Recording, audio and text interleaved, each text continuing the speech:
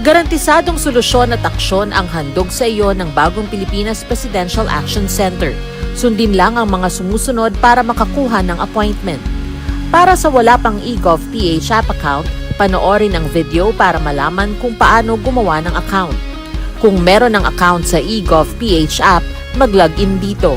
Saka hanapin ang online registration tab para sa bagong Pilipinas Presidential Action Center. Pindutin ito para makita ang available na government services. Piliin ang serbisyo na iyong kailangan mula sa listahan. I-upload ang requirements ng serbisyong kailangan mo. Pumili ng petsa at oras kung kailan nais pumunta sa bagong Pilipinas Presidential Action Center. I-submit ang iyong application at bigyan ng pagkakataon na ma-review ang iyong isinumiting requirements. Hintayin ang QR code para sa kumpirmasyon ng iyong schedule. Makakatanggap ka ng text message para malaman kung naaprubahan ito. Sakaling hindi ito maaprubahan, makakatanggap ka rin ng text message para ipaalam ang kulang na requirements sa kasubukang mag-register ulit. Kung nakatanggap na ng kumpirmasyon, maaari nang pumunta sa bagong Pilipinas Presidential Action Center sa napiling schedule, dala ang QR code at ang mga isinumiteng requirements. Huwag kalimutang dumating sa itinakdang araw at oras ng iyong appointment. Pinapaalala rin na siguruhing may kumpirmadong schedule bago pumunta sa bagong Pilipinas Presidential Action Center para maiwasang magpabalik-balik. Simple at user-friendly ang pagpapa-appointment dito. Kaya huwag nang mangamba dahil sa bagong Pilipinas Presidential Action Center, tulong ay abot kamay na.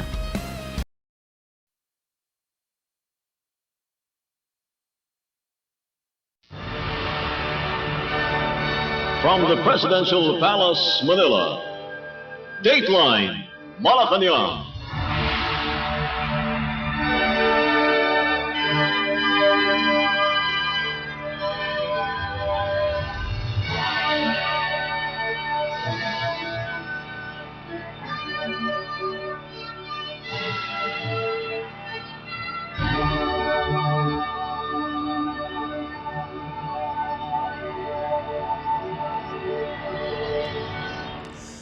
Good day.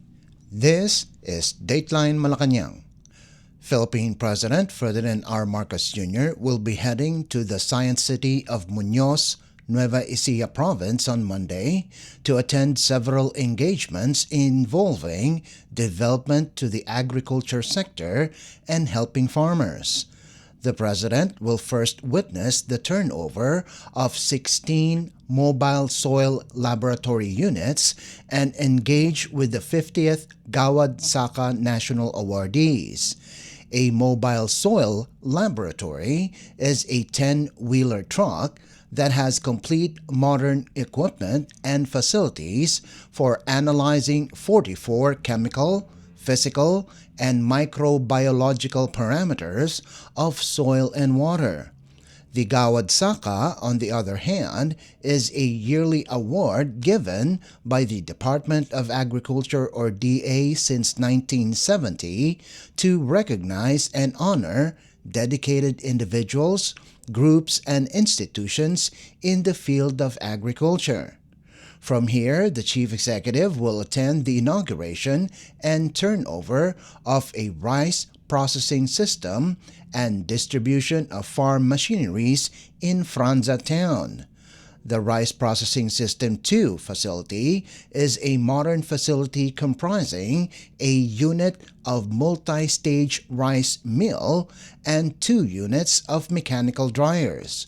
This aims to lessen post-harvest losses, increase income and security of food, and ensure that farmers have access to new facilities in drying and grinding rice husk or palay. Dateline, Malacanang. Philippine President Ferdinand R. Marcos Jr. on Sunday offered words of encouragement to tennis sensation Alex Ayala following her record-breaking run at the Lexus Eastbourne Open, where she became the first Filipino to reach a Women's Tennis Association or WTA 250 singles final. Despite narrowly missing the title in a tense three-set showdown, the president reminded Ayala and the nation that her journey is far from over. In a social media post, the president echoed the sentiment of millions of Filipinos rallying behind the 20-year-old. Ayala held 4 championship points in the final set before ultimately falling to Australia's Maya Joint 4-6, 6-1, and 6-7. But in the eyes of the chief executive, her performance marked only the beginning of what could be a historic career. Ayala's inspiring rise from qualifying rounds to defeating seeded players and reaching the finals has captured the hearts of Filipinos worldwide. For President Marcos, her loss doesn't mark an end, but a powerful sign of what lies ahead. President Marcos praised Ayala's achievement, calling it a proud moment not just for her, but for the entire Filipino nation. Next stop for Ayala is Wimbledon, the third of 4 Grand Slam events. She faces defending champion Barbora Krejcikova of the Czech Republic in Monday's main draw. Dateline Malacanang. Philippine President Ferdinand R. Marcos Jr. has created an interagency task force that will spearhead all government efforts related to the country's preparations for and hosting of the World Skills or WS Association of Southeast Asian Nations or ASEAN Manila 2025. The event will be held on August 26th to the 28th at the World Trade Center in Pasay City and will be participated in by around 300 participants from 10 ASEAN member countries who will compete in 32 skill areas. Under Administrative Order or AO number 34, inked by the President on June 19th, the task force will be chaired by the Technical Education and Skills Development Authority or TESDA Director General and co-chaired by the Labor Secretary. Members of the task force include the Secretaries of Agriculture, Education, Foreign Affairs, Health, Local Government, Public Works, Trade, Transportation, and Tourism Departments. Chairperson of the Metropolitan Manila Development Authority, Philippine National Police Chief, and Commissioners of the Customs and Immigration Bureaus. The TESDA shall serve as the secretariat of the task force and shall be tasked to provide the necessary technical, administrative, and operational support to the task force. Funds needed for the implementation of AO 34 will be charged against the available appropriations of the member agencies. WS ASEAN 2025 is a regional event that aims to bring together top youth talents from ASEAN member countries to showcase their technical and vocational skills as well as establish a global standard for skills excellence in the region.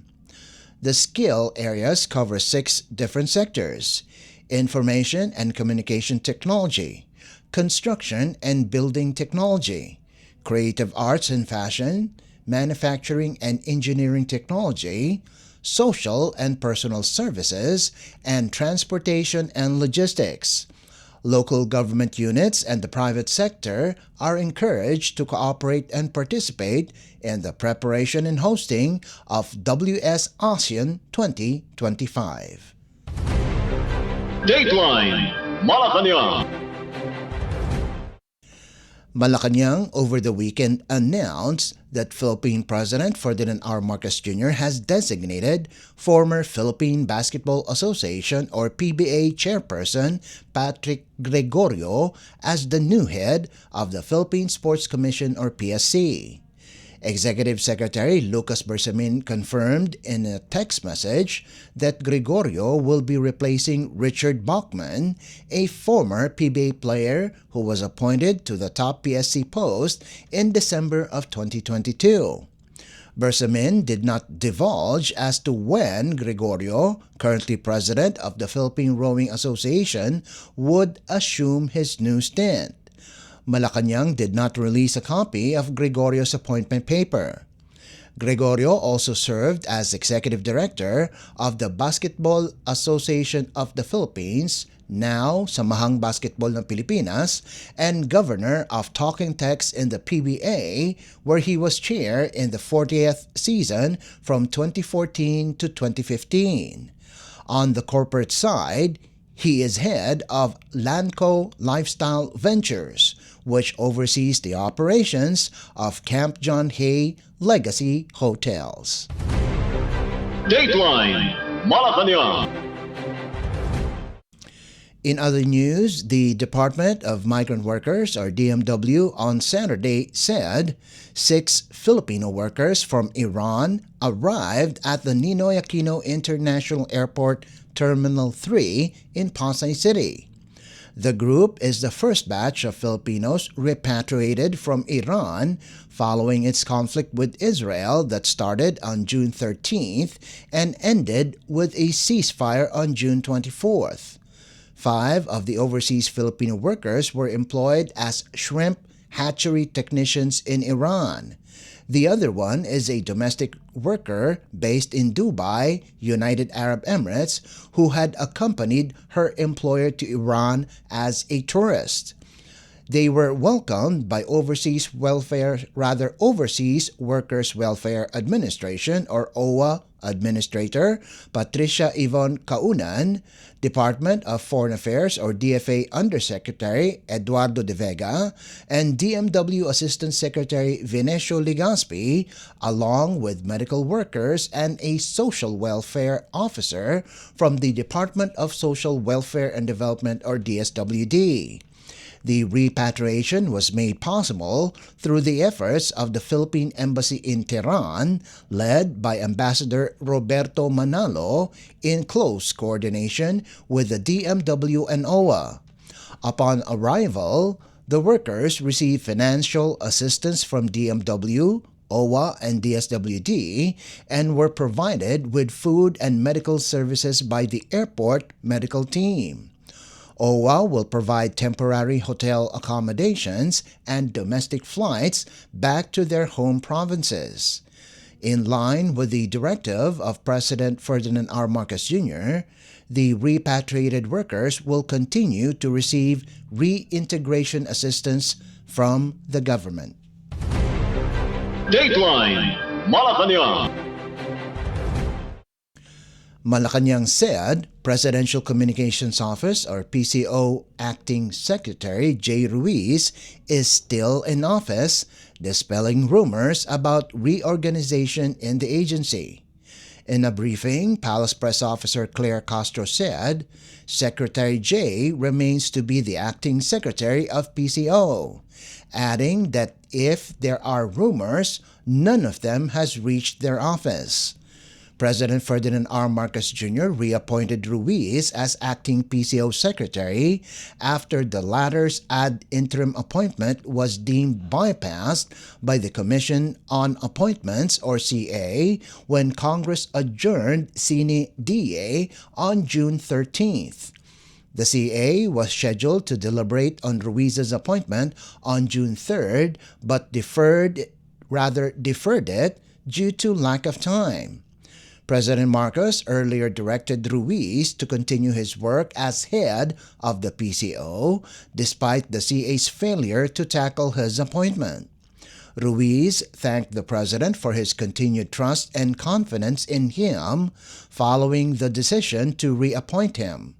He vowed to continue to lead the PCO with professionalism, integrity, and purpose. Dateline Malacanang. The Commission on Elections, or COMELEC, announced that the first-ever Bangsamoro Autonomous Region in Muslim Mindanao, or BARM, parliamentary elections, or BPE, will push through as scheduled on October 13th. During the stakeholders' briefing at the Palacio del Gobernador in Manila, COMELEC Chairperson George Erwin Garcia assured the Bangsamoro people that the polls would be conducted in a free, fair, honest, credible, transparent, safe, and peaceful manner. He also announced plans to reposition certain forces of its deputized law enforcement agencies, such as the Philippine Army, the Philippine Navy, the Philippine Marines, the Philippine National Police, and the Philippine Coast Guard as part of peacekeeping operations during the BPE to neutralize any armed groups aiming to disrupt the elections.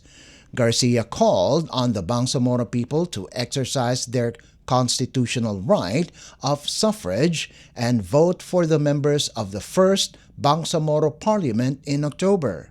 He said this is a historical election for the people in the Bangsamoro region and will be the new beginning of the new Bangsamoro.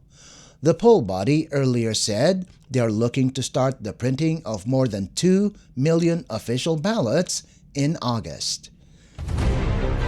Dateline Malacanang. Up our program to give way for a special presidential event.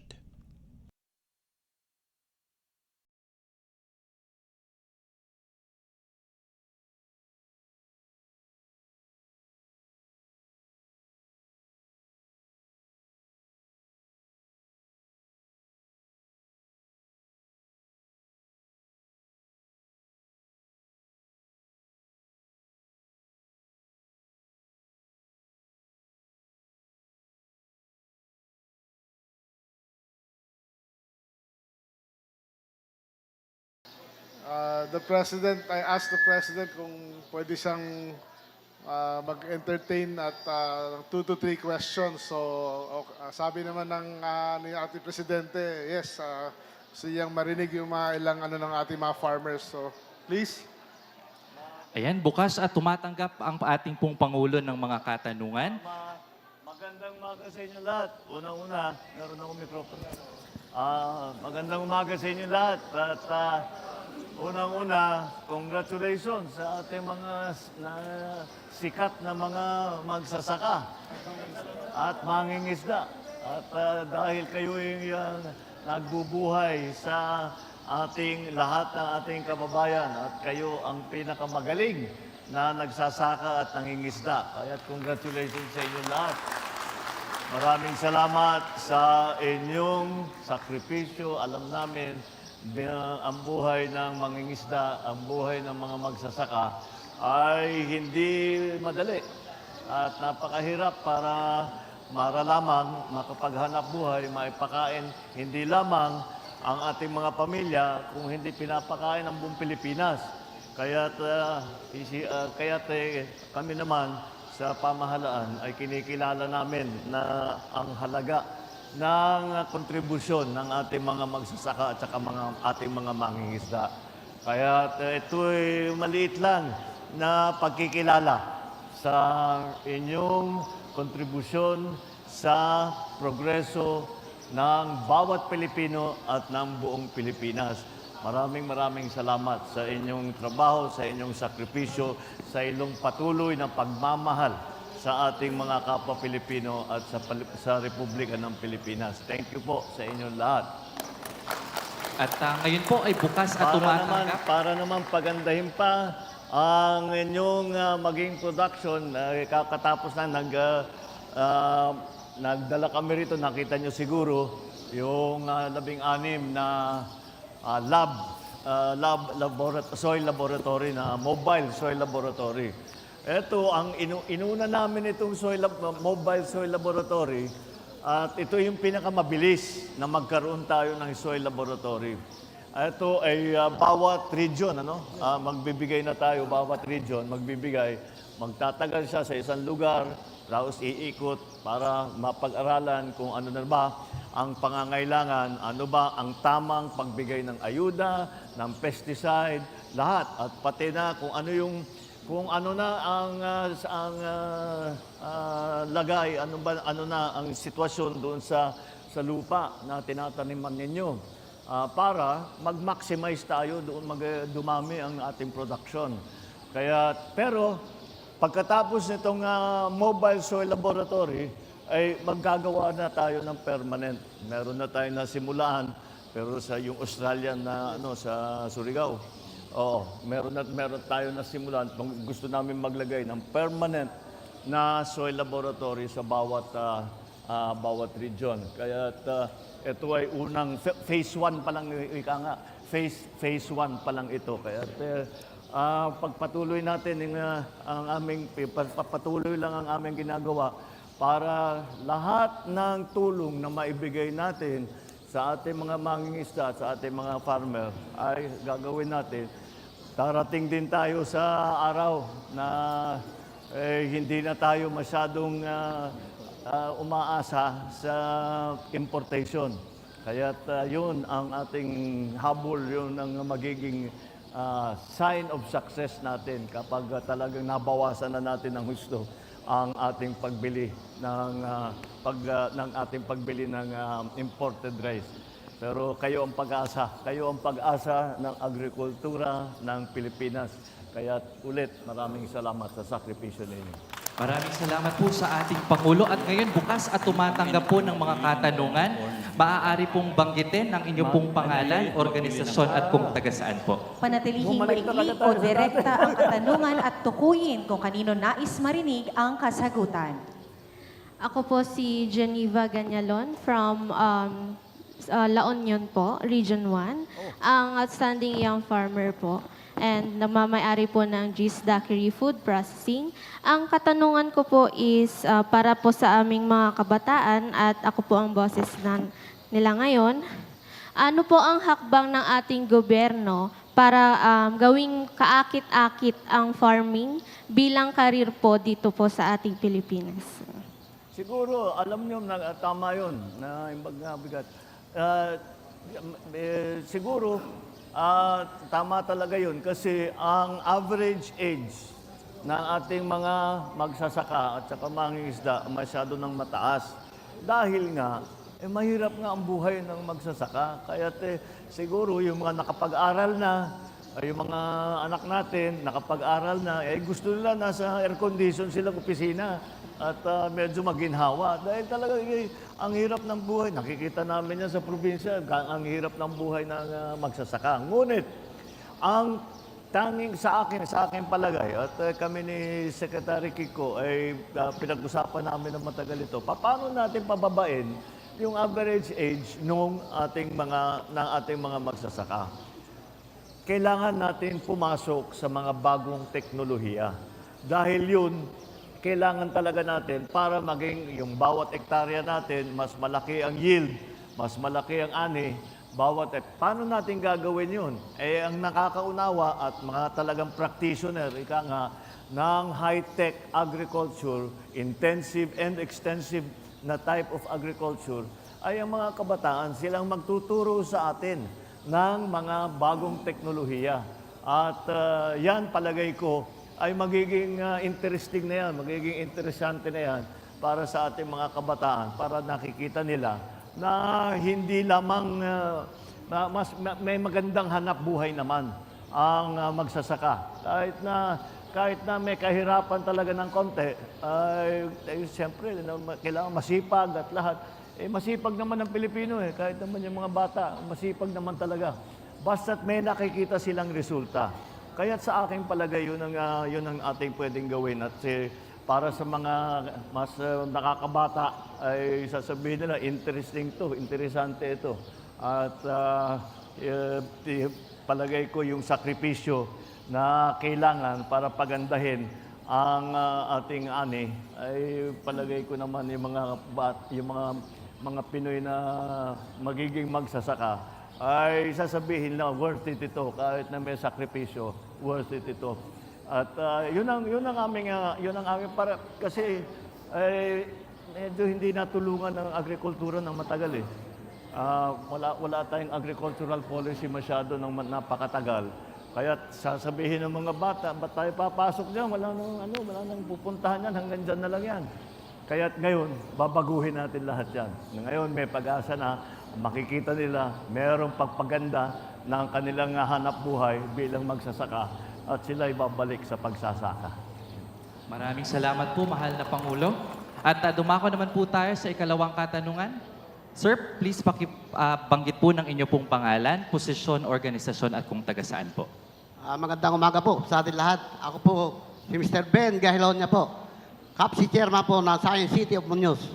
Ang katanungan po, paano matutugunan ng pamahalaan ang mababang presyo ng pagbili sa ating mga produkto na agrikultura at mapababa ang gastos sa mga inputs ng pagsasaka. Yun lang po. Oo. Nag-aalala yung ibang yung ating mga magsasaka dahil binababa natin ang presyo ng bigas sa 20 piso kada kilo. Paano ngayon ang mga farmer? Kahit anong presyo ang pagbenta natin ng bigas sa palengke, hindi magbabago ang buying price ng palay ng NFA. Hindi namin ibababa, hindi namin ibababa ang buying price. Ano ngayon 19 to 23? Oo. Sa dry. Oo. So sa basa 18 ang pagbili. Hindi na yan bababa diyan. At kung kakayanin pa natin, titignan natin kung ano pa. Pero hindi lang naman ang suporta na ibibigay natin, hindi lamang doon sa palay buying, kung hindi sa iba't ibang inputs kagaya ng nabanggit ninyo. Kaya't ang DA, ang ginagawa, imbis na kayo ang bibili, na maghahanap kayo ng urea, maghahanap kayo ng lahat ng pesticide, ang DA na ang bibili para makarami. Pagka nakarami, makamura tayo. Tapos, nandyan na yung lab, yung ating soil laboratory. Sa aking palagay, unang salta pa lang, makikita, mababawasan ang gastos natin. Dahil alam na ngayon natin kung gaano karami ang ilalagay na ayuda na fertilizer, kung gaano titigil. Tapos kung ano yung lupa na kailangan pahingahin muna, yun, dahil may soil analysis tayo. Kaya malaking mababawas sa ating gastos. Kasi alam na natin, eksakto lang ang ibibigay natin. Hindi tayo basta lagay ng lagay, baka sakaling gumanda.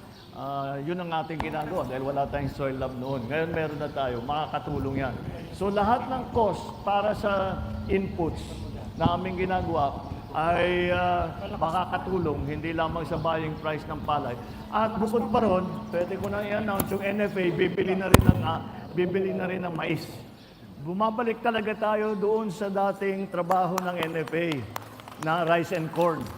Rice and corn talaga yung NFA. Kaya ngayon, bumabalik na naman tayo. At again, yung presyo na yan, ang presyo na yan ay kailangan maganda ang hanap buhay ng ating mga farmer. Hindi namin, kahit anong presyo sa palengke, hindi konektado yun. Basta gagawin namin, titiyakin namin na yung hanap buhay ng ating mga magsasaka ay mabuti-buti naman. Na hindi masyadong, hindi laging naghihirap at hindi laging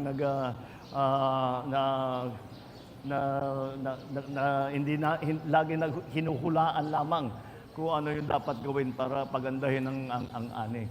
So, lahat ng mga inputs, lahat ng pati sa buying price, lahat yan ay titiyakin namin na sapat para naman yung ating mga farmer ay may hanap buhay naman at mapakain ng kanilang mga pamilya, mapag-aral ang kanilang mga anak. Yun lang naman ang hangarin natin.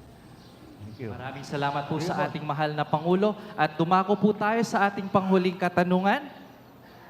Sige, may ginoo pong sa harap na gustong magtanong. Pangalan lang po at organisasyon at taga saan. Okay, good morning po. Jumer Balag from Region 7, Bohol, High Value Crops, Farmer Vegetable. So, meron po akong inihanda dito, mahal na Pangulo. Nakakudigo po ako ngayon para hindi ko po makalimutan. So ito po yung katanungan ko po. Mahaba yata yan. Mukhang mahirap na tanong yan. Mataas po to, mga 5 tanong po. Hindi po, isa lang po. So ito po yung katanungan ko po, mahal na Pangulo. Mayroon bang mga suportang serbisyo para matulungan ang mga individual na magsasaka na makaangkop at makabangon mula sa matinding mga kalamidad at pagbabago ng klima. Yan po. Maraming salamat po. Well, unang-una, pagka tinamaan ng bagyo at nasira ang tanim, kung depende kung ano yung sa ang tawag dito, kung nasan tayo sa season. Kung pwede pang magtanim ulit. Kung pwede pang magtanim ulit, papasok na naman ng DA at tutulungan kayo makapagtanim ulit. Kung huli na, ay bibigyan kayo namin ng suporta. Bukod pa ron, lahat ng tanim natin ay may insurance, binibigyan natin ng insurance. So, hindi kagaya nung dati na kasi yung iba namamahalan, by province ginagawa noon eh. At siyempre, hindi kayang makover lahat. Ngunit, since ang DA na ang gumagawa, ay mas malaki na ang pwedeng insurance cover. Kaya pinalawak natin ang coverage ng ating mga insurance. Bukod pa, pero pagka talagang nasira na yung planting season at hindi na makabawi, ay magbibigay kami ng subsidy para makatawid lang hanggang sa susunod na planting season. Yun ang aming iba't ibang ginagawa para sa bagyo. Sa awa ng Diyos, hindi na tayo gumaya doon kasi hindi lang bagyo pati El Nino, delikado rin tayo sa El Nino. Yun ang nangyari sa atin last year. 9 months tayo dito sa Pilipinas na walang ulan. Kaya't ang daming nasirang tanim. Kaya napilitan kami mag-import na malaki. Tapos bukod pa doon, ay nagbigay naman kami hindi pa buo yung insurance namin eh. Pero ngayon, ready na tayo. Kung maulit ang El Nino at maulit yung sunod-sunod na bagyo na kung maalala nyo, 6 na bagyo yun na wala pang isang buwan, 6 na bagyo ang tumama rito sa Pilipinas, handa na ngayon tayo dahil alam na natin kung ano yung mga kailangan gawin. Nailagay na natin ang mga iba't ibang sistema sa DA, sa NFA at hanggang sa local level ay handa na tayo. Alam na namin yung aming kailangan gawin. Inayos na namin ang sistema para hindi naman masyadong mahirapan ang mga farmer natin. Kagaya na nabanggit ko, napakahirap na nga ng buhay ng farmer. Ay dapat suportahan natin ang gusto. So, yun ang aming mga ginagawa. Yung insurance na para sa mga nasirang tanim, at saka yung ating pagbawi na kung sakali pa pwede magtanim ulit, yun ang gagawin natin. Kailangan lang sir kung nakalista sila sa RSPSA. Oo, RSPSA. Basta kasama kayo sa RSPSA, kasama kayo dyan sa lahat ng mga sistema na yan. Nung last year, nakatatlo tayo na-release, di ba dun sa PAF? More than 3. Dahil yun na nga, yung sa bagyo, ang daming nasira. Pero ngayon, alam na natin ang gagawin natin. Huwag na sana maulit yung mga nangyari last year na walang ulan ng 9 na buwan. Tapos sa isang December, sa isang buwan, 6 na malalaking bagyo.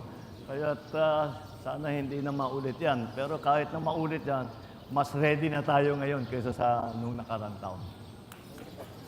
Maraming salamat po sa ating pong mahal na Pangulo. Sure. Magpo-photo op lang tayo. I think 4 sets mag-photo op. That's mamaya group picture. That was Philippine President Ferdinand R. Marcos Jr.'s remarks during the turnover of 16 mobile soil laboratory units and also answered questions from Gawad Saka National Awardees and farmers in the Science City of Muñoz in the province of Nueva Ecija. Mula sa Presidential Communications Office at Radyo Pilipinas, ito ang Presidential Live Event. Presidential Live Event. And that concludes this edition of Dateline Malacanang. For Radyo Pilipinas World Service, this is Leo Magpayo. Good day and stay safe. From the Presidential Palace, Manila, Dateline Malacanang.